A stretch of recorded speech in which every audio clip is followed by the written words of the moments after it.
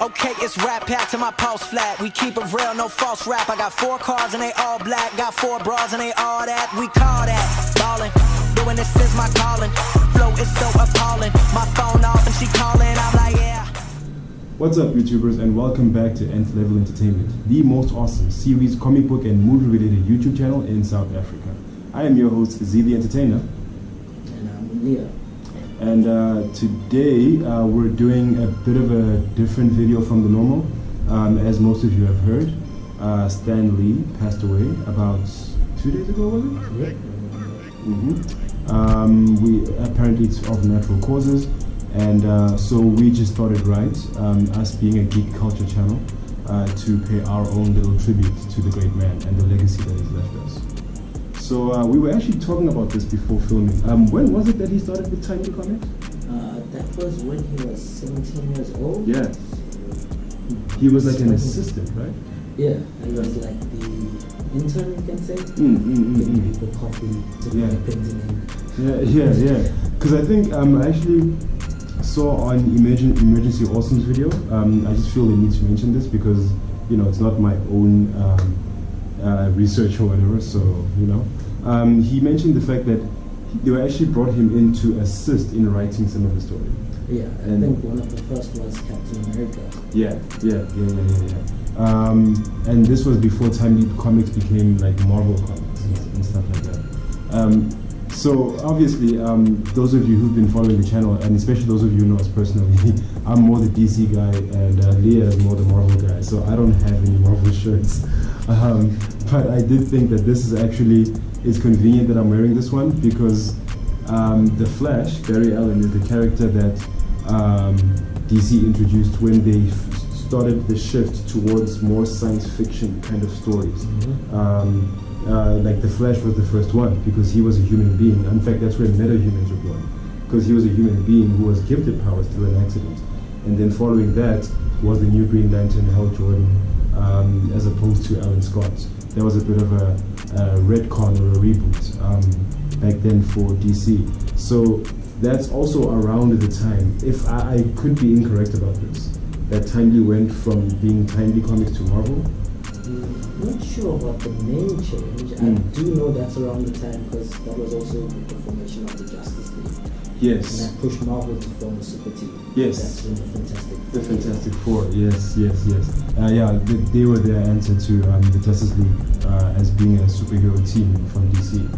And I think Stan Lee in an interview mentioned specifically that his difference from what Justice League was for the Fantastic Four, that it would be an actual family. Yeah. And they would bicker, He wanted to keep those personal issues that people could relate to. Exactly, because that was always the main difference between Marvel Comics characters and DC characters. They were more relatable people. They were it was more of the human story than the godly kind of image that DC presents in their heroes. That was interesting. Why Spider-Man became so big as well. Right. Another interesting story is how Spider-Man came to be. The Parker Luck, ladies and gentlemen. Imagine the Parker Luck. It's a thing with Speech. He has a very close connection to the Peter Parker character. Unlike the human guys. So that's always been the stark difference between Marvel and DC as far as how they presented their characters. And I think Spider-Man was a collaboration between Stan Lee and Steve Ditko, right? I did read something about them arguing a lot over the name and how it came to be. Yes. But I'm going to go with Stan Lee's version, where he saw a fly on his wall, and it's really interesting to have a superhero that could crawl on walls. Yes. And God even name it the Fly.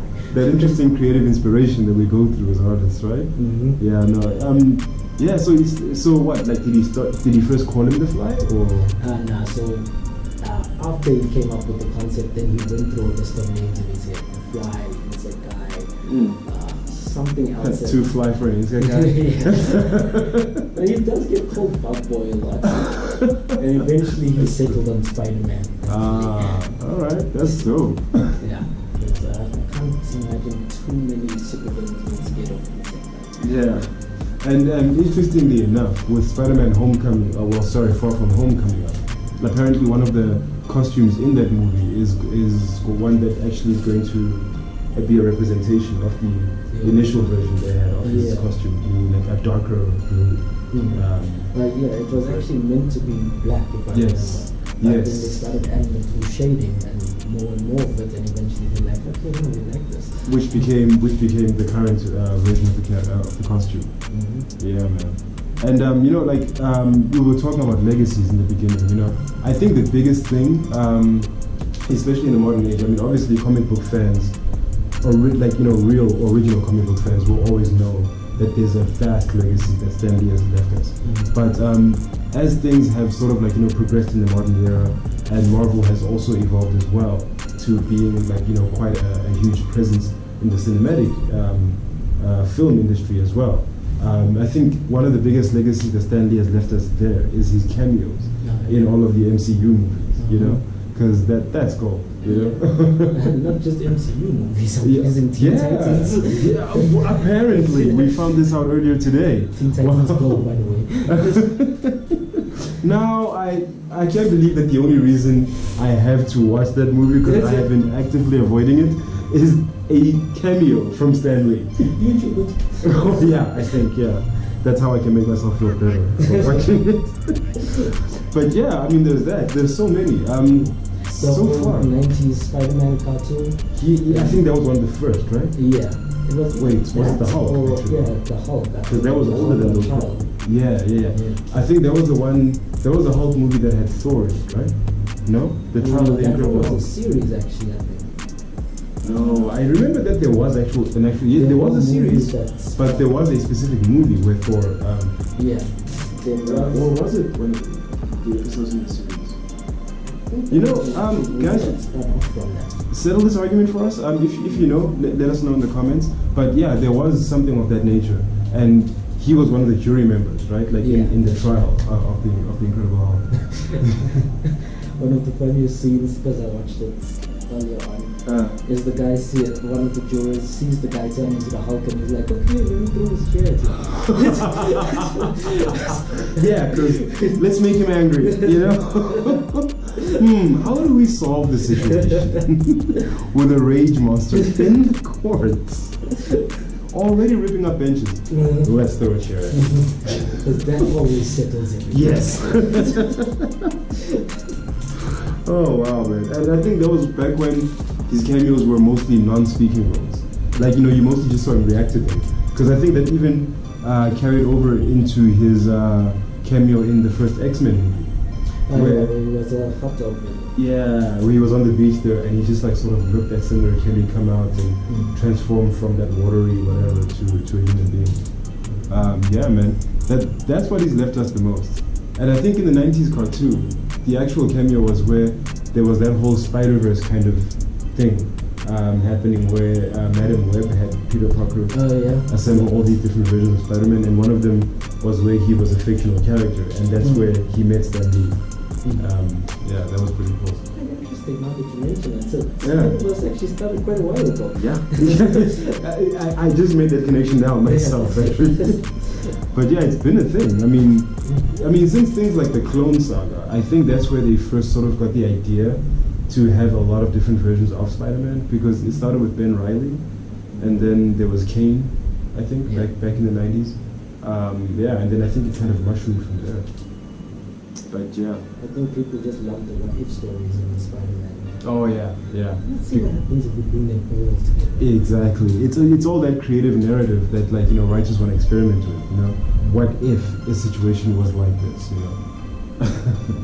Yeah, man. I don't know. What's your favorite cameo in the from Stan Lee?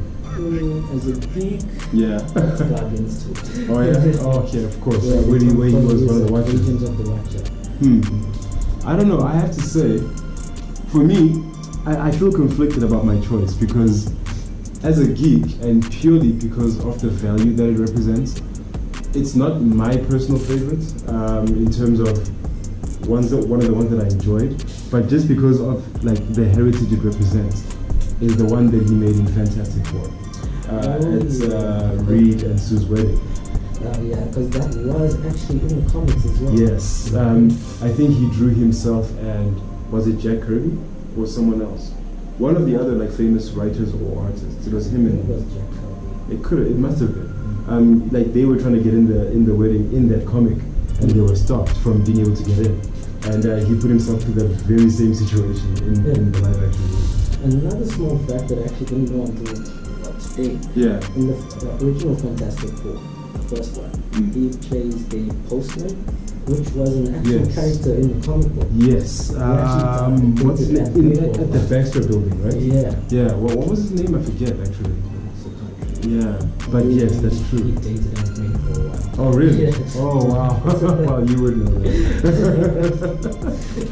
But yeah, I think we'll bring the tribute video to a close. On that note.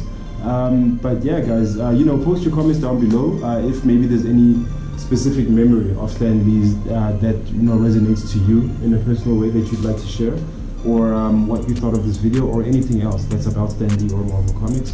Feel free to do so. If you enjoyed the video, please click on the thumbs up icon and leave us a like. If you'd like to see more from Nth-Level Entertainment, please click subscribe and be sure to click on the bell icon whenever we drop new content on this here channel.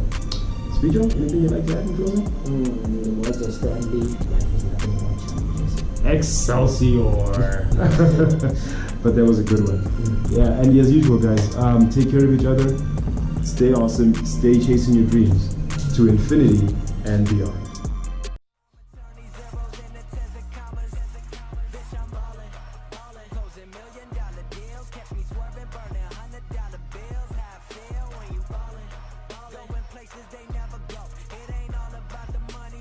Hey guys, thanks a lot. If you want to see some more from us, click here or click here.